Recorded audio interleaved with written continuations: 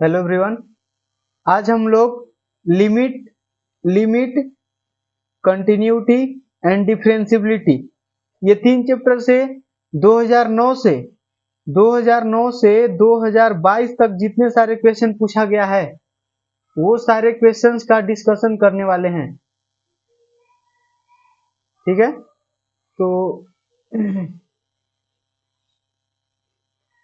हाँ देखिए, तो ये मैं डिस्कशन करने वाला हूँ। ये चैप्टर का वेटेज बहुत ज्यादा नहीं है। कंटिन्यूटी और डिफरेंशियबिलिटी ये तीनों चैप्टर से लिमिट कंटिन्यूटी डिफरेंशियबिलिटी, वैसे लिमिट 11th क्लास में है ना, ये लिमिट 11th क्लास में पढ़ना है, लेकिन कई बार क्वेश्चन पूछ दिया जाता है, जैसे एक दो क्वेश्चन आई थिंक है, तो आपको लिमिट भी आना चाहिए। तो मैं बता दूं, लिमिट का मैं शॉर्ट नोट्स ना डिस्क्रिप्शन बॉक्स में डाल दूंगा। आप वहां से कम इसके जो फॉर्मूले हैं, कुछ स्टैंडर्ड फॉर्मूले, स्टैंडर्ड लिमिट करके है, उसमें लिखा हुआ है स्टैंडर्ड लिमिट्स, तो वो सारे फॉर्मूले आपने याद करना है। ठीक है, वो आप याद कर लीजिएगा। तो कंटिन्यूटी और डिफरेंशियबिलिटी, वैसे एनसीईआरटी डिफरेंशियबिलिटी के अंदर ही डिफरेंशिएशन को पढ़ा दिया है, तो डिफरेंशिएशन में अलग से पढ़ाऊंगा। डिफरेंशिएशन से बहुत सारा क्वेश्चन पूछा जाता है, बहुत ज्यादा वेटेज है। लास्ट ईयर, लास्ट ईयर, हाँ लास्ट ईयर 35 मार्क्स का, यानी 2021 में 35 मार्क्स का क्वेश्चन सिर्फ डिफरेंशिएशन से आया था। और लास्ट ईयर भी, मतलब इस ईयर भी 2022 में भी काफी अच्छा खासा क्वेश्चन पूछा गया है। आई थिंक 25 मार्क्स से एबव या फिर 25 मार्क्स तक क्वेश्चन पूछा है डिफरेंशिएशन से खाली। तो समझ लीजिए कि बहुत ज्यादा वेटेज होता है डिफरेंशिएशन का। तो वो मैं अगले सेशन में उसका भी वीडियो लाऊंगा, और उसका जो नोट्स है वो टेलीग्राम पर भेज दिया गया है। इसका डिफरेंशिएशन का, ऑब्जेक्टिव का और सब्जेक्टिव का, आप उसको एक बार अपने से बनाइए, देखिए, और फिर इसके बाद आप वीडियो में आइएगा, तो आपको पता चलेगा कि आपने क्या गलती किया, कहाँ कौन चीज आप गलत कर रहे थे जिसके वजह से कोई क्वेश्चन आपसे नहीं बना। तो अपने आप को समझते आएगा वैसे। ठीक है ना, यहाँ आपको देखने से बहुत ज्यादा फायदा तो नहीं हो जाएगा। एक बार आप खुद उसको बना लीजिएगा, फिर इधर आके देखिएगा तो बहुत ज्यादा फायदा होगा, क्योंकि आपको अपने आप को रियलाइज करते आएगा कि कहाँ हम गलत कर रहे थे। ठीक है, तो चलिए, ये क्वेश्चन 2021 में, 2022 में इन तीनों से कोई क्वेश्चन नहीं है। तो 2021 का क्वेश्चन क्या है, ये बोल रहा है कि इसका डिफरेंशिएशन क्या होगा। तो देख रहे हैं ना, वैसे ये डिफरेंशिएशन का क्वेश्चन हो गया, लेकिन थोड़ा सा लिमिट का कॉन्सेप्ट है, तो इसलिए मैंने ये चीज यहाँ लिख दी है। लेकिन कोई नहीं, चलिए ये मैं बता देता हूँ आपको। Limit x tends to a दिया रहता है, और यहाँ x raise to power n minus a के power n upon x minus a रहता है। तो इसका फॉर्मूला क्या होता है, इसका फॉर्मूला होता है n a raise to power n minus 1, ये होता है इसका फॉर्मूला। और a क्या है, a कोई नंबर रह सकता है, 2 3 4 5 7 कुछ भी रह सकता है। मतलब ये ओवरऑल ये क्या है, ये कांस्टेंट है कि नहीं, ये कांस्टेंट है, बताइए। ए जिसे एन क्या है, एन तो कोई ये भी नंबर है, कुछ ना कुछ रियल नंबर होगा। ठीक है, और ए क्या है, ए भी नंबर है, मतलब यहाँ सब कुछ कांस्टेंट है, तो ओवरऑल ये कांस्टेंट हो गया। और कांस्टेंट का डिफरेंशिएशन क्या होता है जी, कांस्टेंट का डिफरेंशिएशन 0। ठीक है, और इसमें देखिए ये cos 3x, तो ये x का वैल्यू जब यहाँ डालेंगे क्या बनेगा, cos 0 बनेगा। cos 0 का वैल्यू क्या होता है 1, cos 0 का वैल्यू 1, यानी ओवरऑल लिमिट का वैल्यू कितना आ गया, लिमिट का वैल्यू 1 आ गया, तो फिर से 1 कांस्टेंट है, तो कांस्टेंट का डिफरेंशिएशन क्या बन जाएगा 0। तो ऑप्शन डी आंसर हो जाएगा। समझ में आया। ठीक है, वैसे ये भी आपको फॉर्मूला मिल जाएगा बुक में, लिमिट वाले में। x टेंड्स टू ऐसे 0 दिया हुआ है, और यहाँ cos x रहेगा, cos x, इसका आंसर 1 आता है। ठीक है, वैसे आप 0 डालेगा तो cos 0 1। ठीक है, तो ये, और वही बात है, यहाँ x के बजाय 3x दिया हुआ है, तो कोई दिक्कत नहीं है, फिर भी 0 पुट करेंगे, बस इनडिटर्मिनेट फॉर्म नहीं बन रहा है। यहाँ आप बोलेगा कि a क्यों नहीं पुट किए, यहाँ a के पावर n माइनस a के पावर n 0, और नीचे भी a माइनस a 0, मतलब 0/0 इनडिटर्मिनेट फॉर्म बन जाता है। तो हम लोग 0/0 बन रहा है, तो LH रूल यूज कर सकते हैं। लिमिट अगर आपको आता है तो LH रूल में ऊपर वाला का डिफरेंशिएशन नीचे वाला का डिफरेंशिएशन करते हैं और फिर लिखते हैं, तो उससे आपको ये फॉर्मूला प्रूफ करते आ जाएगा। लेकिन चलिए अभी उधर नहीं चलते हैं, वो सब की बातें अभी नहीं करते हैं, ठीक है। ये समझ में आया, ये जीरो आंसर होगा। लिमिट का वैल्यू जनरली आपको जीरो, सॉरी, लिमिट का वैल्यू जनरली कांस्टेंट आपको दिखेगा, तो कांस्टेंट का डिफरेंशिएशन जीरो होता है, इसलिए जीरो हो गया, ठीक है। नेक्स्ट क्वेश्चन, ये है 2018 का क्वेश्चन। तो समझिए ये कैसे बनेगा। ये देखिए, ये लिमिट का क्वेश्चन है ना, ये कंटिन्यूटी या डिफरेंशिएबिलिटी तक का तो क्वेश्चन नहीं है, ये लिमिट का क्वेश्चन है जो कि 2018 में पूछा गया है। तो कैसे बनेगा, तो यहाँ आप न्यूमरेटर को थोड़ा सा देखिए ध्यान से। न्यूमरेटर क्या लिखा हुआ है, न्यूमरेटर मतलब अंश, अंश क्या लिखा हुआ है, अंश में लिखा हुआ है e के पावर 1/n प्लस e के पावर 2/n और प्लस e के पावर 3/n, फिर प्लस एंड सोन, इसी तरह e के पावर n/n तक गया है। तो आपको ये बात पता है क्या, a के पावर m के पावर n रहता है, तो हम इसको मल्टीप्लाई ऐसे ही लिख देते हैं, a के पावर mn कर देते हैं। तो क्या ऐसे लिखा हुआ है तो ऐसे नहीं कर सकते हैं, कर सकते हैं। वही बात यहाँ है, देखिए ध्यान से, आप इसको हम ऐसे लिख सकते हैं कि नहीं, e के पावर 1/n प्लस e के पावर 1/n के पावर 2 नहीं लिख सकते हैं, बताइए ऐसे लिख सकते हैं कि नहीं, क्योंकि मल्टीप्लाई करेंगे, ये जैसे मल्टीप्लाई करके ये आ जाता है, उसी तरह मल्टीप्लाई करेंगे तो फिर से तो 2/n आ ही जाएगा। तो उसी तरह इसको हम क्या लिखेंगे, e के पावर 1/n के पावर 3 प्लस उसी तरह e के पावर 1/n के पावर 4 आएगा, and so on till e के पावर 1/n के पावर n तक जाएगा।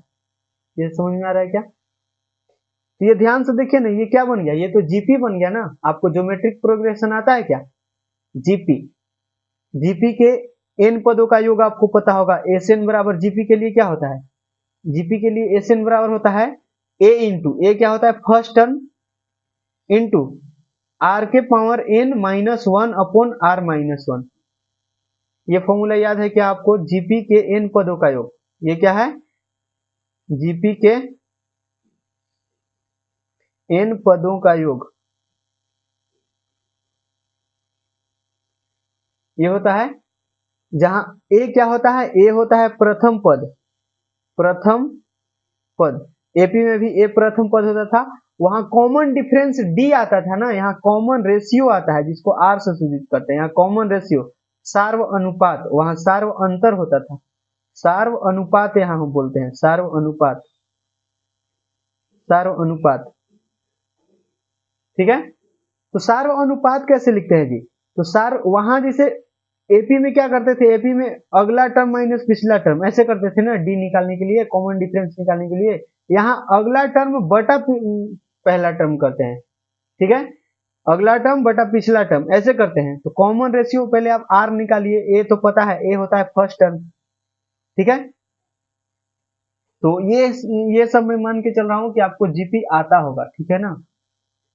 तो यहां से बताइएगा जरा, यहां से हम आर बराबर क्या लिखेंगे, आर बराबर आ जाएगा हमारा इतना बटा इतना, तो आर ये क्या है, ई के पावर 1/n के पावर 2 है, और यहाँ ई के पावर 1/n है, ये को तो ये खत्म हो जाएगा ना, यानी आर कितना आ जाएगा, आर आ जाएगा ई के पावर 1/n।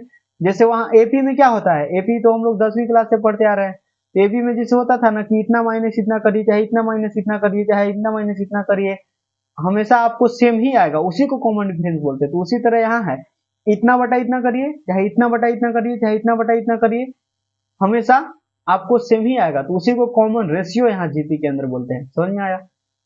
तो यहाँ कॉमन रेशियो इतना है, e के पावर 1/n, और n क्या है, नंबर ऑफ पद, नंबर ऑफ टर्म्स, यानी पदों की संख्या, जीपी के ये पदों की संख्या, कितने पद हैं, कितने टर्म्स हैं, ठीक है, ये होता है फर्स्ट टर्म। तो आप एसएन निकाल लीजिए ना, एसएन निकाल लीजिए आप। तो एसएन क्यों निकालेंगे, यहाँ देखिए ना प्लस किया हुआ है ना, प्लस मतलब योग, एसएन उसी से तो करते हैं, जीपी के पदों के योग, जीपी के एन पदों का योग, तो ये एन लगता है, तो यहाँ कै गो पद है टोटल, टोटल पद है ये देखिए पावर 1 2 3 4 एन तक जा रहा है, मतलब एन गो पद है, तो एन पदों का योग यहाँ लिखना है, समझ में आया ना ये। अब देखिए इसको करते हैं, इसको कैसे करेंगे, तो इसमें लगाइए ये वाला फॉर्मूला आप अप्लाई करिए, तो क्या है, limit n tends to infinity, फिर आपको ए लिखना होता है ना, तो ए फर्स्ट टर्म क्या है, ई के पावर 1/n, ई के पावर 1/n लिख दिया। फिर क्या लिखना है, आर के पावर एन, आर क्या है, कॉमन रेशियो, तो कॉमन रेशियो ई के पावर 1/n ही आया था, इस केस में भी ई के पावर 1/n आया था, इसका पावर n है क्योंकि नंबर ऑफ टर्म्स यहाँ भी n है, -1 अपॉन नीचे क्या आएगा r-1, तो r क्या है फिर से e के पावर 1/n है और -1 होता है r-1, लेकिन यहाँ नीचे n भी तो है, पहले से n है, लिख दिया। अब क्या करिए आप, ये n से n तो गया, मल्टीप्लाई कर देंगे ना, ये वाला भी बताया ना आपको, तो ये e-1 ऊपर रह जाएगा। एक फॉर्मूला होता है, आपको यहाँ याद करना पड़ेगा, एक फॉर्मूला होता है, देखिए ये मैं इधर लिख देता हूँ ना, ये फॉर्मूला मैं इधर लिख देता हूँ। फॉर्मूला होता है लिमिट n टेंड्स टू 0 और e के पावर n-1 अपॉन n, मतलब जो यहाँ है वही नीचे होना चाहिए और वही टेंडिंग टू 0 होना चाहिए, मतलब जो यहाँ लिखा हुआ है ना उसी को 0 को टेंड करना चाहिए, तब इसका वैल्यू 1 होता है। ये फॉर्मूला आपको याद होना चाहिए, इसका वैल्यू कितना होता है 1, ठीक है। आपको बुक में इस रूप में मिल जाएगा, यहाँ n के बजाय x लिखा हुआ रहेगा, x टेंडिंग टू 0, e के पावर x-1 अपॉन x, मतलब जो यहाँ है वही यहाँ और वही टेंडिंग टू 0 होना चाहिए, यहाँ जो भी होगा वो टेंडिंग टू 0 होना चाहिए, दोनों जगह सेम होना चाहिए, ठीक है।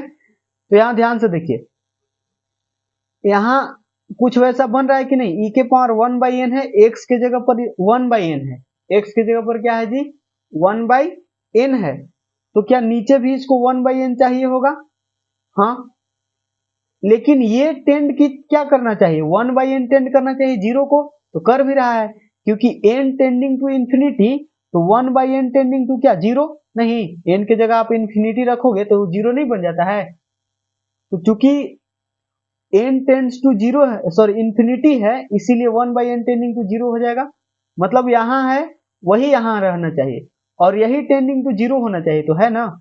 तो ये जो पूरा डब्बा है मैं जो बनाया, ये पूरा डब्बा क्या बन जाएगा जी, ये बन जाएगा 1, लेकिन यहाँ 1/n होगा तब ना, था तो नहीं, लेकिन मैंने जबरदस्ती यहाँ लिख दिया, तो जबरदस्ती यहाँ लिखा तो यहाँ भी तो 1/n लिखना पड़ेगा ना, आपको समझ में आ रहा है, आपने यहाँ 1/n लिखा अपने से तो ऊपर भी लिखना पड़ेगा ना, ये तो समझ में आ ही रहा होगा।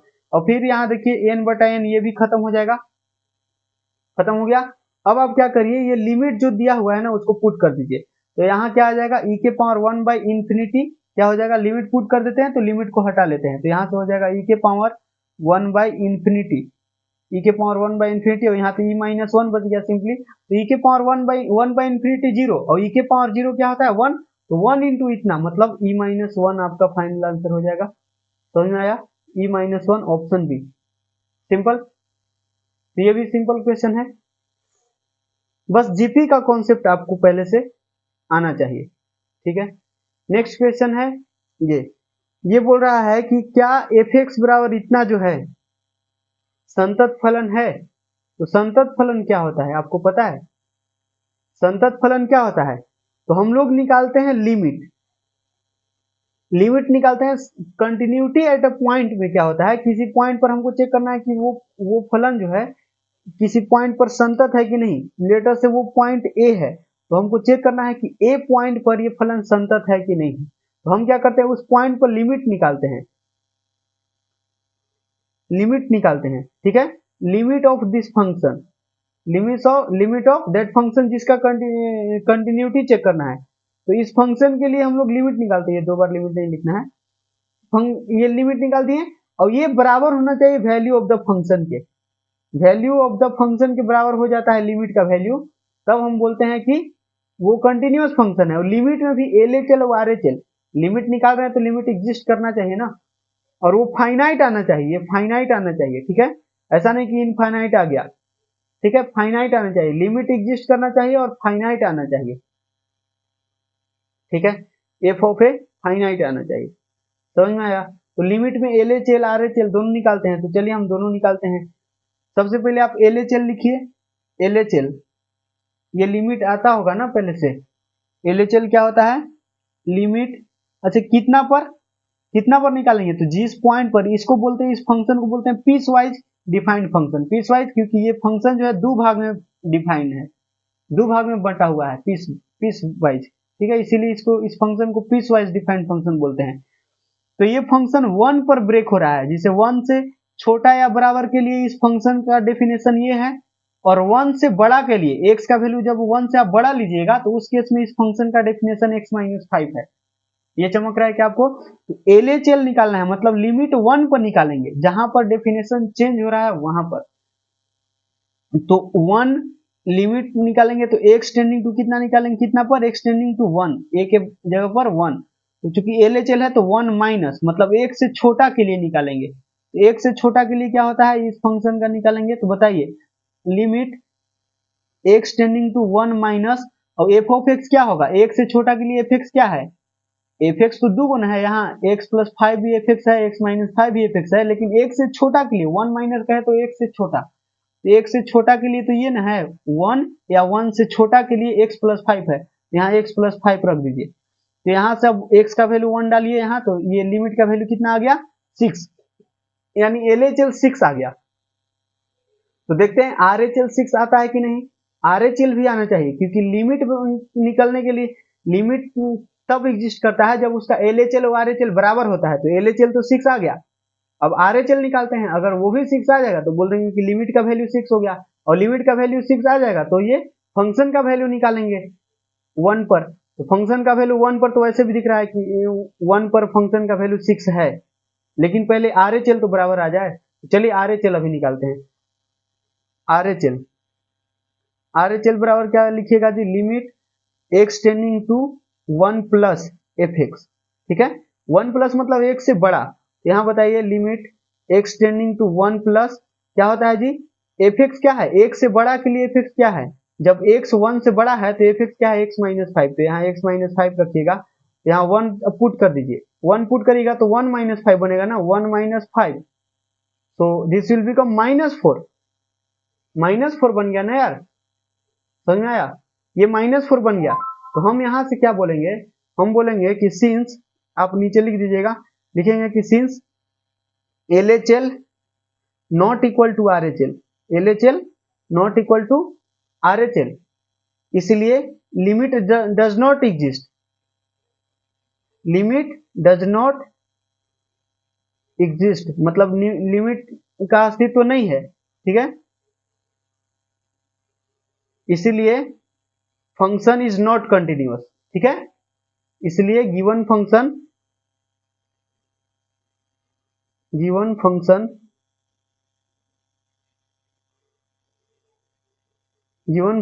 F x is not continuous, not continuous, continuous मतलब संतत नहीं है, दिए गए फलन एफ एक्स संतत नहीं है, ये समझ में आया क्या। अब नेक्स्ट क्वेश्चन, अच्छा वैसे यहाँ जगह मैंने छोड़ रखे थे, लेकिन चलिए कोई नहीं, वो समझ में आ गया ना। इसको देखते हैं, ये बोल रहा है कि निम्नलिखित कथनों की विवेचना करिए, कथन 1 दिया है, कथन 2 दिया है, तो पढ़ते हैं। इस तरह का क्वेश्चन पुराने जमाने में वैसे आते थे, अब नहीं आ रहे हैं। बोल रहा है कि x बराबर 2 पर एफ एक्स संतत है, एफ एक्स बराबर जो एक्स क्यूब है ये 2 पर संतत है, चेक कर लें, पहले चेक कर लेते हैं। संतत वैसे दिख रहा है, ठीक ना, आपको ग्राफ से भी पता होगा कि ग्राफ क्या होता है, एक्स क्यू का जो ग्राफ होता है वो क्या होता है, एक्स क्यू का ग्राफ कुछ ऐसा होता है, ये पता है, एक्स क्यू का ग्राफ होता है, ये एफ ऑफ एक्स बराबर एक्स क्यू का ग्राफ है, एफ ऑफ एक्स बराबर एक्स क्यू, इसका ये ग्राफ होता है।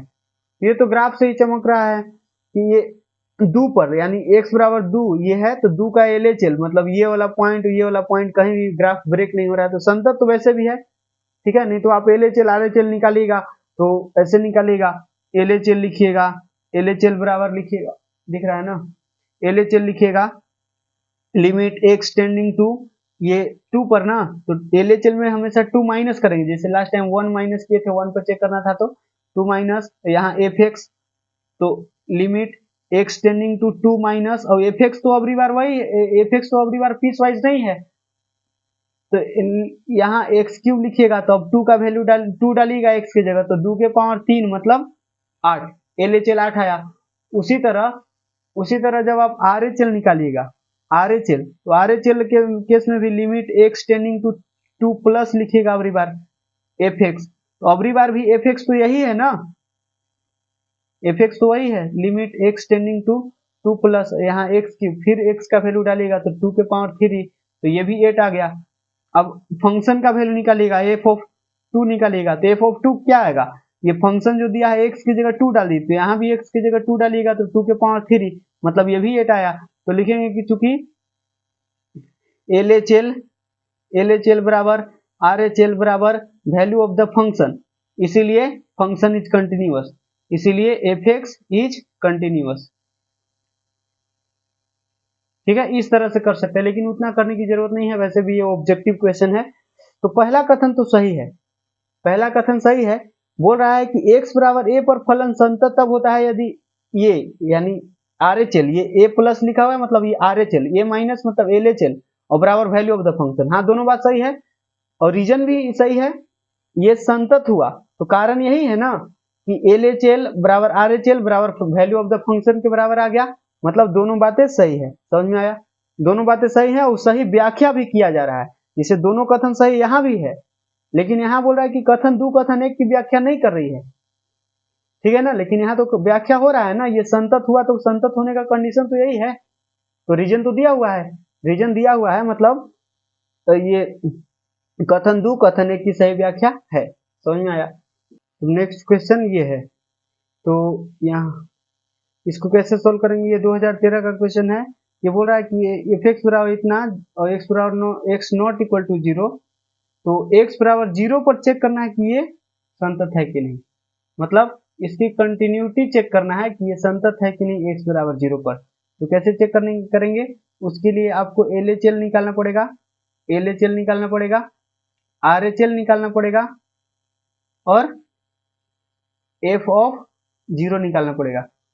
ठीक है, LHL कहने का मतलब, LHL कहने का मतलब limit x tending to 0 minus, क्योंकि 0 पर निकालना है ना, ठीक है।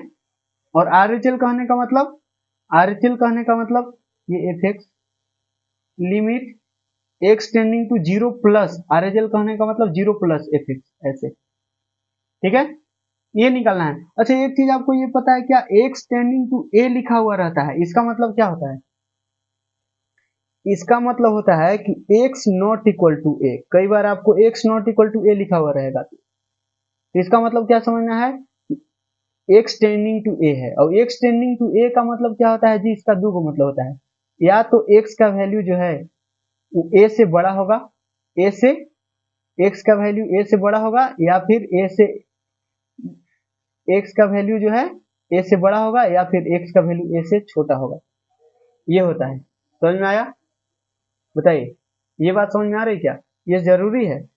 कभी भी आपको x टेंडिंग टू a है तो इसका मतलब x not equal to a होता है, ये x के बराबर नहीं होता है, x not equal to a, ठीक है, x not equal to a, और इसका मतलब क्या है कि या x a के बराबर नहीं है तो क्या है, तो या तो x a से बड़ा है या तो x a से छोटा है, दो बात बनता है।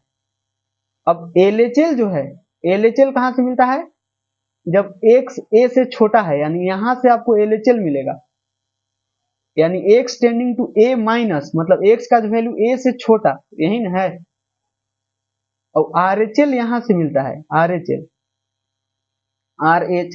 मतलब x का वैल्यू a से बड़ा, यानी a प्लस, a से बड़ा, ठीक है, x tending to a plus, ये बात समझ में आया। तो खैर ये कंटिन्यूटी चेक करना है तो LHL RHL और f ऑफ 0 निकालना पड़ेगा, क्योंकि 0 पर चेक करना है, ठीक है।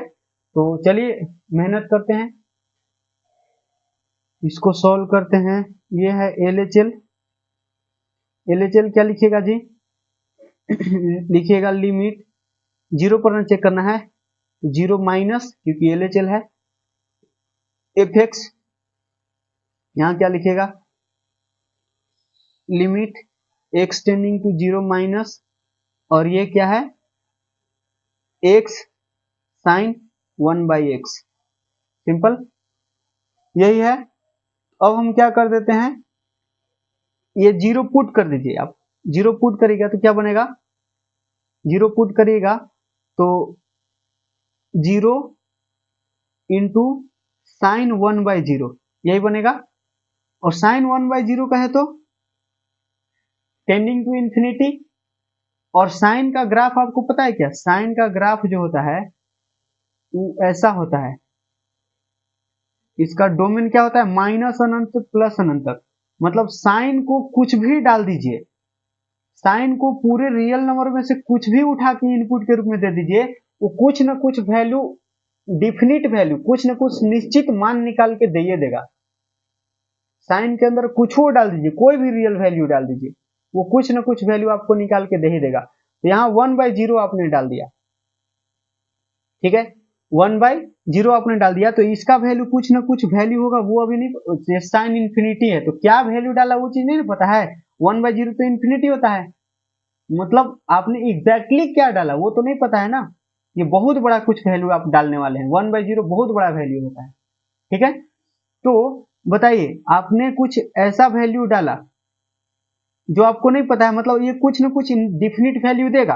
तो यहाँ हम लिख देते 0 इंटू कोई निश्चित मान, कोई ना कोई निश्चित मान आ जाएगा। तो निश्चित निश्चित निश्चित कोई ना कोई निश्चित मान आ जाएगा।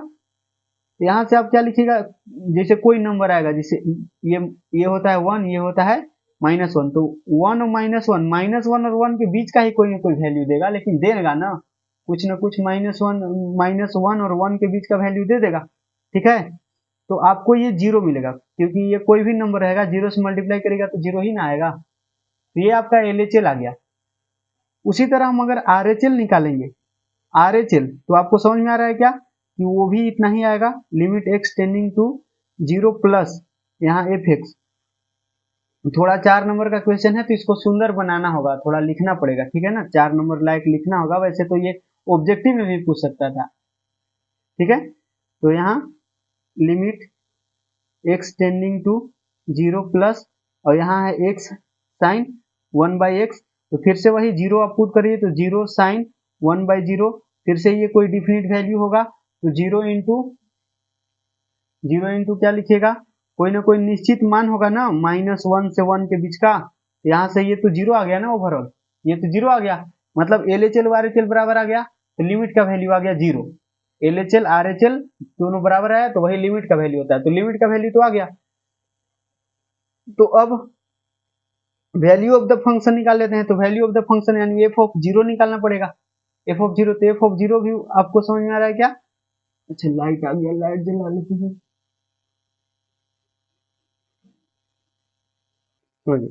देखिए, तो f(0) क्या होगा, 0 डाल दीजिए यहाँ, 0 इंटू साइन 1/0, तो फिर से वही 0 इंटू कोई -1 और 1 के बीच का कोई वैल्यू मिलेगा, तो ये भी ओवरऑल 0 आएगा। तो यहाँ से आप लिख सकते हो, आप नीचे बना लीजिएगा, नीचे मेरे पास स्पेस नहीं था तो मैं ऊपर बना दिया, ठीक है। तो आप फिर यहाँ से क्या लिख लेना, आप फिर यहाँ से लिख लेना since LHL equal to RHL, या फिर ऐसे लिख सकते हो, हाँ वही लिखिए ना, ऐसे लिख लीजिए थोड़ा और अच्छा रहेगा। LHL equal to RHL equal to 0, इसलिए limit x tending to 0 fx बराबर 0 एंड f(0) बराबर भी क्या आया है, 0 ही आया है। इसीलिए लिमिट, इसीलिए जो फंक्शन है वो संतत है, ठीक है, दोनों बराबर है ना, लिमिट का वैल्यू और फंक्शन का वैल्यू बराबर है, इसीलिए हम क्या बोल देंगे, fx is continuous function, continuous at x equal to 0, ठीक है, x इक्वल टू 0 पर ये कंटिन्यूअस हो गया। इस तरह से आपको प्रूफ करना होगा, समझ में आया, सिंपल। लिमिट का वैल्यू और फंक्शन का वैल्यू दोनों सेम आना चाहिए, या फिर आप ऐसे भी डायरेक्ट लिख सकते थे कि LHL बराबर RHL बराबर वैल्यू ऑफ द फंक्शन यानी f(0), ऐसे सिंस इतना इतना इतना इक्वल टू इतना इक्वल टू इतना, इसीलिए फंक्शन कंटिन्यूअस है। ठीक है, कोई दिक्कत नहीं है, समझ में आया। तो अब आते हैं नेक्स्ट क्वेश्चन के ऊपर। नेक्स्ट क्वेश्चन है ये 2012 में ये पूछा है, फिर से ये असर्शन रीजन वाला क्वेश्चन है। तो इसमें भी दो कथन आपको दिया हुआ है, तो देखिए जरा ये सही है क्या। अच्छा हाँ, यहाँ से आपको ये देखिए एक फार्मूला याद आया होगा लिमिट का। लिमिट में एक और फार्मूला होता है, limit x tending to zero, limit x tending to zero, और यहाँ रहेगा 1 minus cos x, 1 minus cos x और बटा में एक्स स्क्वायर, बटा में x square, 1 minus cos x बटा में एक्स स्क्वायर। तो इसका आंसर आता है 1/2, आप इसको याद रखिएगा। इसका आंसर क्या आता है जी, 1/2 आता है।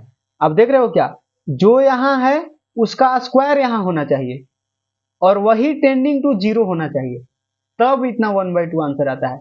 मतलब यहां जो भी रहेगा उसका स्क्वायर यहां होना चाहिए। तो यहां देखिए जरा, यहां 3x है ना, ये टेंडिंग टू जीरो तो है, जब x टेंडिंग टू जीरो तो 3 से मल्टीप्लाई कर देंगे तो 3x tending to zero, 3x भी जीरो को टेंड करेगा, मतलब जो यहाँ है वो टेंडिंग टू जीरो तो है, लेकिन क्या उसका स्क्वायर नीचे है, नहीं है ना, इसका स्क्वायर नहीं है ना यार।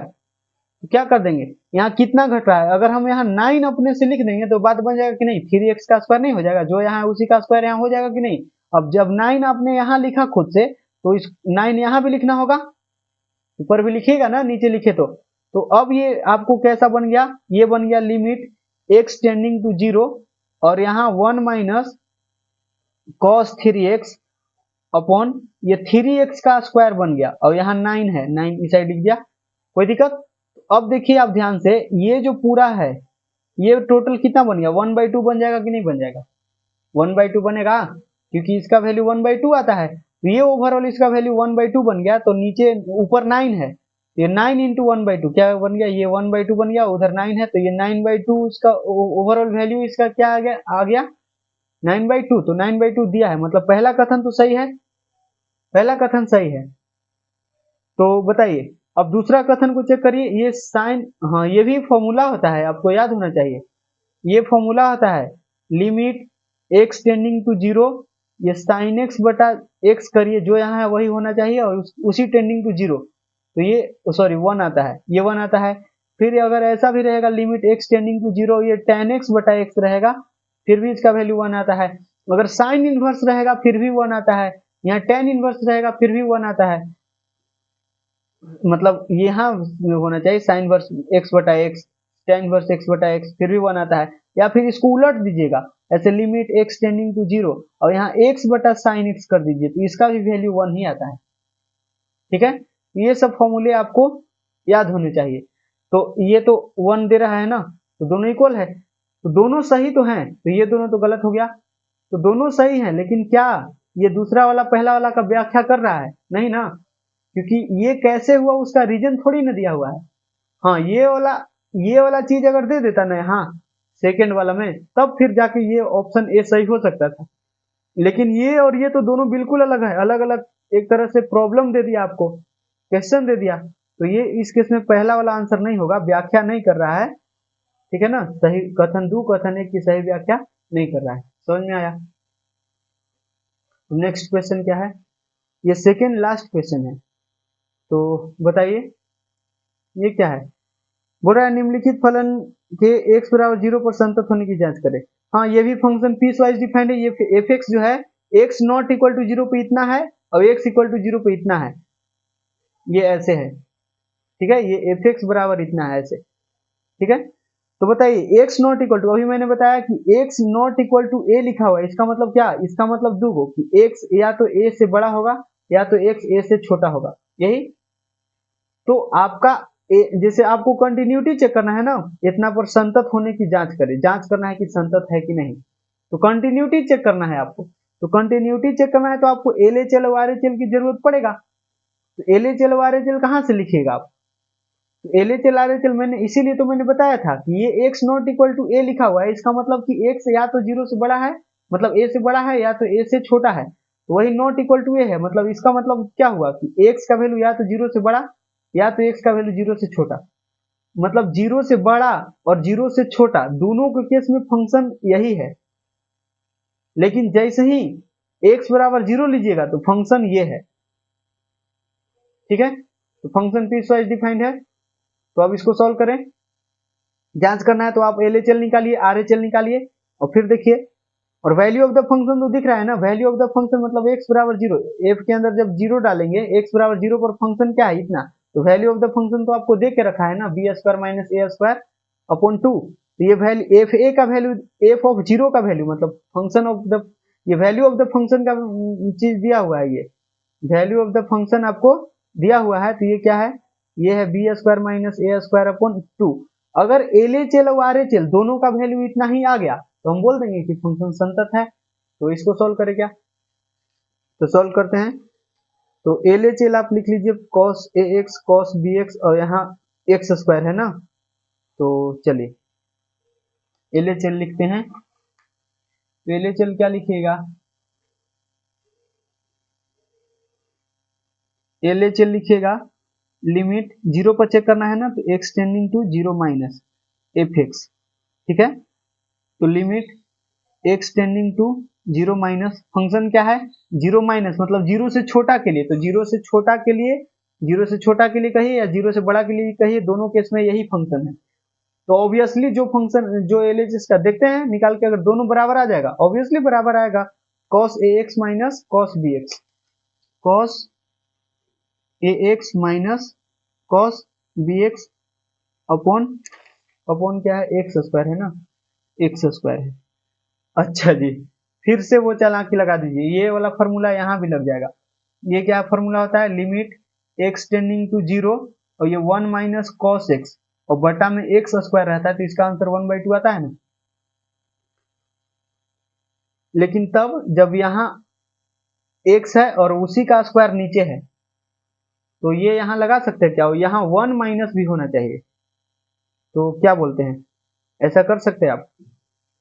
तो इसको थोड़ा सा आप चालाकी लगाइए, अरेंज कर दीजिए, आपको समझ में आ जाएगा। x tending to zero minus, और ये जो है इसको हम ऐसे लिख सकते हैं, यहाँ आप क्या करिए कि +1 और -1 कर दीजिए, कोई दिक्कत नहीं ना, क्योंकि +1 -1 वैसे भी खत्म हो जाएगा। तो आप इसको थोड़ा सा चालाकी से लिख दीजिए। चालाकी से कैसे लिखिए, इसको लिख दीजिए आप, इन दोनों को साथ में ले लीजिए, इन दोनों को आप साथ में ले लीजिए, तो 1 माइनस कॉस BX बन जाएगा कि नहीं, देखिए ध्यान से, ये 1 माइनस कॉस BX बन जाएगा, ये दोनों को, ये माइनस कॉस है ना, और ये तो 1 माइनस कॉस BX बन जाएगा। तो चलिए इसको लिखते हैं 1 माइनस कॉस BX, ये हो गया। और फिर इसको इसको पकड़ेंगे तो ये प्लस में है कि ये क्या है, इसको से माइनस कॉमन लेना पड़ेगा ना, तो माइनस आप यहाँ से कॉमन कर लीजिए, ये है माइनस कॉमन कर लीजिएगा, तो ये 1 हो जाएगा और फिर ये प्लस है तो माइनस में माइनस कॉस AX हो जाएगा। ये समझ में आया क्या आपको, और फिर बटा में क्या है एक्स स्क्वायर है। अब इसको स्प्लिट कर दीजिए, अब इसको स्प्लिट करते हैं, तो limit x tending to zero minus, और फिर ये है 1 माइनस कॉस BX और बटा में एक्स स्क्वायर, और फिर बीच में माइनस है 1 माइनस कॉस AX बटा में एक्स स्क्वायर। तो आपको समझ में आ रहा है क्या, यहाँ b है तो यहाँ bx है ना, तो bx का स्क्वायर बनाना है, तो यहाँ b स्क्वायर घट रहा है कि नहीं, अगर यहाँ b स्क्वायर हो जाएगा तो bx का होल स्क्वायर लिख सकते हैं ना। तो अगर यहाँ b स्क्वायर अपने से लिखे हैं तो b स्क्वायर यहाँ भी लिखना पड़ेगा। अब यहाँ यहाँ ax है तो ax का स्क्वायर है यहाँ होना चाहिए, मतलब a स्क्वायर x स्क्वायर होना चाहिए, तो a स्क्वायर यहाँ घट रहा है, तो यहाँ लिखे तो यहाँ भी लिखना पड़ेगा a स्क्वायर, हो गया। और ये जो यहाँ है वही टेंडिंग टू जीरो भी है, अगर x जीरो को टेंड कर रहा है तो b इंटू एक्स भी जीरो को टेंड करेगा। समझ में आ रहा है क्या, ये थोड़ा ब्लर दिखाने लग जा रहा है यार, यही दिक्कत है, देखिए। हाँ ठीक है, तो ये क्या हो जाएगा बताइए, ये ओवरऑल ये 1 बन जाएगा कि नहीं, सॉरी 1/2 बन जाएगा कि नहीं, 1/2 बनेगा कि नहीं बताइए, क्योंकि जो यहाँ है वही उसी का स्क्वायर नीचे है, उसी का स्क्वायर नीचे है, और वही टेंडिंग टू जीरो भी है, और इसमें भी वही है। समझ में आया, इसमें भी वही है कि जो यहाँ है वही नीचे है, नीचे उसी का स्क्वायर नीचे है, और वही टेंडिंग टू जीरो भी है। अगर x टेंड कर रहा है जीरो को तो a इंटू एक्स जीरो को टेंड नहीं करेगा दोनों तरफ। जैसे x जो है जीरो को टेंड कर रहा है तो a इंटू एक्स भी जीरो को टेंड करेगा, b इंटू एक्स भी जीरो को टेंड करेगा। समझ में आ रहा है ना। तो ओवरऑल इसका वैल्यू 1/2 और इसका भी वैल्यू 1/2 आ जाएगा। तो क्या आया, यहां से आपको आ जाएगा b square into 1/2 minus 1/2 into A square. तो यहाँ B square by two A square by two आप एलसीएम लीजिएगा तो B square minus A square by two चमक रहा है क्या, समझ में आया, सिंपल। अब उसी तरफ आर एच एल निकालिए आप। आर एच एल क्या है जी, limit x tends to zero plus F X. वैसे एल एच एल और आर एच एल निकालने की वैसे जरूरत नहीं थी, डायरेक्ट निकालते आप लिमिट का वैल्यू, डायरेक्ट लिमिट, ये प्लस माइनस करने की जरूरत नहीं था। लेकिन चलिए कोई नहीं, 4 नंबर का क्वेश्चन था तो ये थोड़ा सा 4 नंबर का ही था ना, हाँ 4 नंबर का ही था तो ये थोड़ा सा कर दीजिएगा तो अच्छा रहेगा। तो क्या है, limit x tends to zero plus लिखिएगा, फिर से वही प्रोसेस है और क्या, cos ax minus cos bx और फिर नीचे है क्या, एक्स स्क्वायर है तो आप इसको में +1 -1 करिएगा, फिर वही काम करना है, बस जीरो माइनस जीरो प्लस में क्या रखा है, इसमें कोई दिक्कत नहीं है क्योंकि इनडिटरमिनेट फॉर्म ओवरऑल नहीं बन जाएगा। ये सब करिएगा तो सब हो जाएगा, डायरेक्ट आप लिमिट का वैल्यू यहाँ से निकाल सकते थे। लिमिट का वैल्यू डायरेक्ट कैसे लिखेंगे, तो डायरेक्ट ऐसे, जैसे यहाँ जीरो माइनस जीरो प्लस लिखने के बजाय जीरो लिख दीजिएगा तो लिमिट का वैल्यू हो जाएगा, समझ में आया।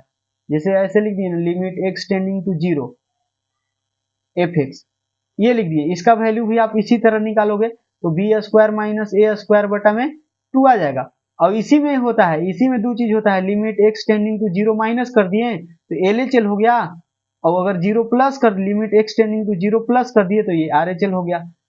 तो ये हम लोग दोनों अलग अलग निकाल रहे हैं, बजाय इसके आप ये एक डायरेक्ट निकाल सकते थे, इतना ही आता और इतना आ जाता, और इतना ही है, वैल्यू ऑफ द फंक्शन भी इतना ही है तो दोनों इक्वल है, इसलिए संतत फलन हो गया। तो ये चीज आपको चमक रहा होगा।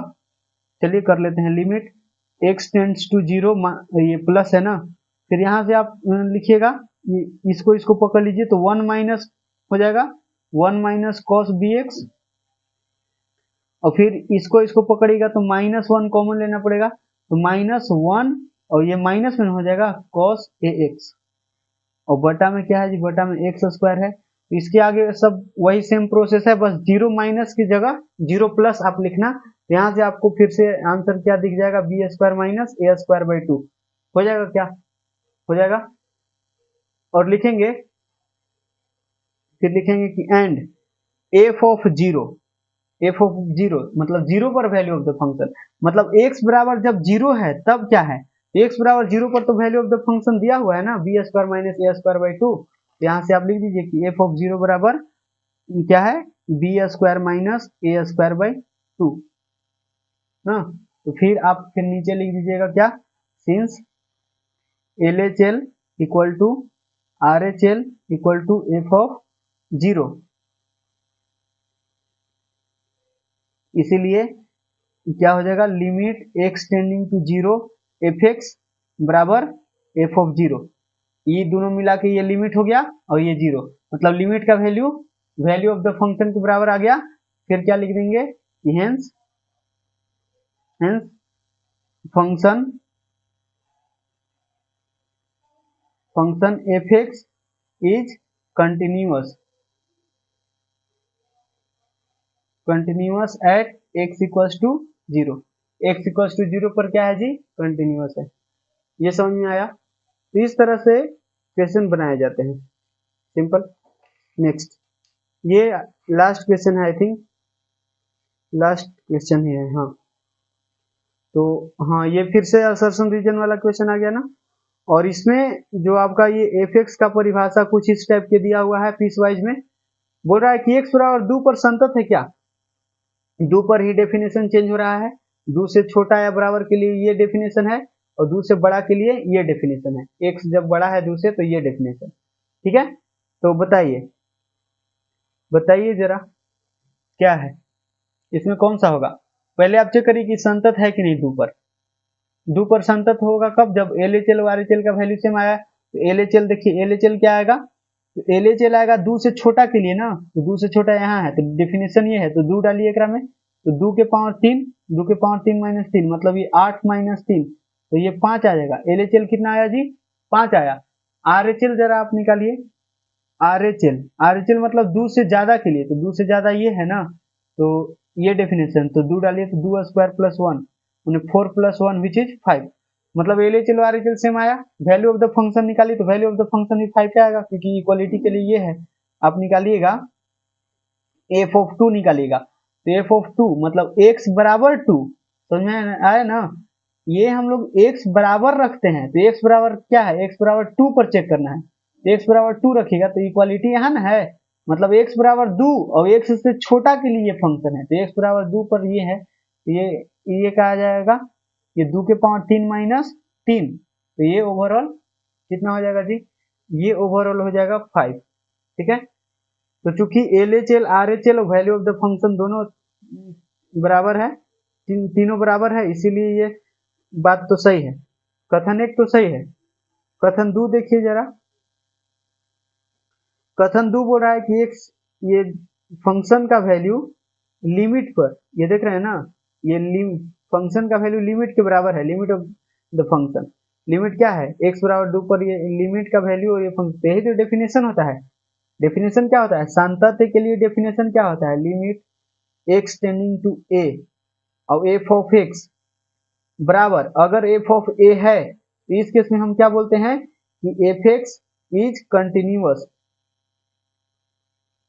Continuous at x equal to a, तब ये जो पॉइंट है, इस पॉइंट पर फंक्शन कंटिन्यूअस होगा। और यही इसी का दो पार्ट है, बेसिकली इसी का दो पार्ट है, LHL और RHL, मैंने पहले भी बताया आपको, समझ में आया। x tending to a minus ले लीजिएगा तो LHL, और x tending to a plus ले लीजिएगा तो RHL, ठीक है। मतलब ये और ये दोनों बराबर है, ये अगर दोनों बराबर आ गया तो लिमिट एग्जिस्ट करेगा, मतलब लिमिट का वैल्यू मिलेगा, और लिमिट का वैल्यू कितना हो जाएगा, जितना LHL और RHL का वैल्यू है वही आपका लिमिट का वैल्यू हो जाएगा। और अगर लिमिट का वैल्यू ऑफ द फंक्शन के बराबर हो गया तो उस केस में हम बोलेंगे कि संतत फलन है, समझ में आया। और ये ओवरऑल फाइनाइट आना चाहिए, मतलब कोई ना कोई नंबर, ऐसा नहीं कि इनफाइनाइट आ गया या माइनस इनफाइनाइट आ गया, तो उस केस में नहीं, ये फाइनाइट आना चाहिए, ठीक है। तो ये बात भी सही है ना, ये वैल्यू ऑफ द फंक्शन है f ऑफ 2 और ये लिमिट है 2 पर, तो दोनों बराबर है, दोनों सही बात है ना। तो ये और व्याख्या भी कर रहा है, ये संतत है, क्यों, क्योंकि ये बराबर है, तो सही व्याख्या कर रहा है, तो ऑप्शन ए, समझ में आया। तो ये लास्ट क्वेश्चन था, ठीक है। तो अगर वीडियो अच्छा लगा है तो इसको जल्दी से अपने दोस्तों के पास, सारे लोगों के पास शेयर कर दीजिए, वीडियो को लाइक कर दीजिए, और चैनल पर नए हैं तो सब्सक्राइब भी कर लीजिए, क्योंकि PYQ series back to back आपके पास आ रहा है। जैसा कि हम लोग आज लिमिट, कंटिन्यूटी, डिफरेंशिएबिलिटी का क्वेश्चन किए हैं, नेक्स्ट क्लास में हम लोग डिफरेंशिएशन के सारे ऑब्जेक्टिव क्वेश्चन करने वाले हैं। इसका ऑब्जेक्टिव सब्जेक्टिव सब एक ही क्लास में कर लिए, क्योंकि बहुत ज्यादा क्वेश्चन था नहीं। लिमिट, ये डिफरेंशिएशन का बहुत ज्यादा वेटेज है, तो बहुत सारा क्वेश्चन है, वहां लंबा वीडियो हो सकता है डिफरेंशिएशन का, क्योंकि बहुत सारे क्वेश्चन है, ऑब्जेक्टिव में भी सब्जेक्टिव में भी है बहुत सारे क्वेश्चन। तो ऑब्जेक्टिव का वीडियो अलग से बनाएंगे, सब्जेक्टिव का वीडियो अलग से बनाएंगे, जैसे कि बाकी चैप्टर के लिए ऑलरेडी बना रखे हुए हैं, ठीक है।